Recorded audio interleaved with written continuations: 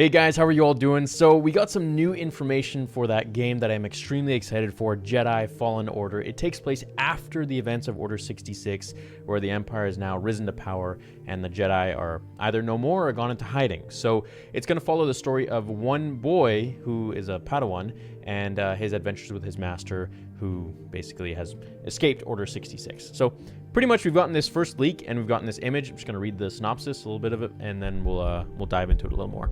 A badly damaged lightsaber hilt sits atop ancient symbols from a bygone age, emanating a faint blue glow reminiscent of the power of the elegant weapon once held. In the first image below to be released for the forthcoming action-adventure game Star Wars Jedi Fallen Order, we get our first glimpse at the galaxy in the aftermath of Order 66. So here is the image.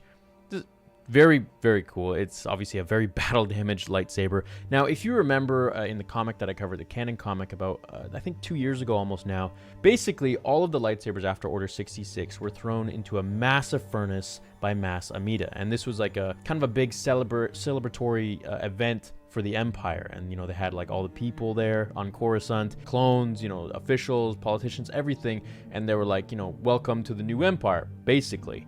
Never again will we fear the Jedi. Through the grace of our Emperor Palpatine, we were saved from their treachery. The Jedi are gone. The Emperor saw through their separatist plots, their lies. He survived their attempt to assassinate him. And now, at last, we are safe. Big pivotal moment in the comics, and they actually, at the end of it, they threw Yoda's lightsaber into the furnace as well, and it just erupted in this big flame of kyber crystals, pretty much.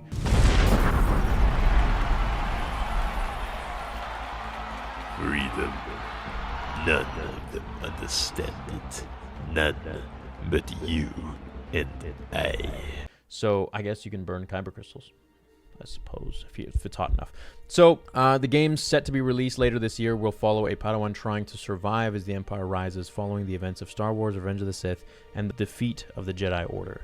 So, this is the game that I've been wanting. I've been wanting a really, really cinematic game, I hope it's cinematic, centered around the events of Order 66 after Revenge of the Sith. Revenge of the Sith is one of my favorite movies, and to have a game that follows the story that takes place after that, because we have such a big gap, I think that that's going to be something very interesting and awesome to be a part of. You know, it's not just a book or a movie, but you actually get to play this character. And I remember one of the game developers emailed me about a year ago, and he was talking to me about it, and I'm like, look, it would be really cool if we have, and I mentioned this in another video, it'd be really cool if we have the ability to customize our lightsaber hilts, our force powers, our clothing, you know, everything down to the nitty-gritties, because I feel like that's what makes you more entranced, if that's the word, captivated into the game, if you can kind of personify your character to make him look like you, so, or her look like you.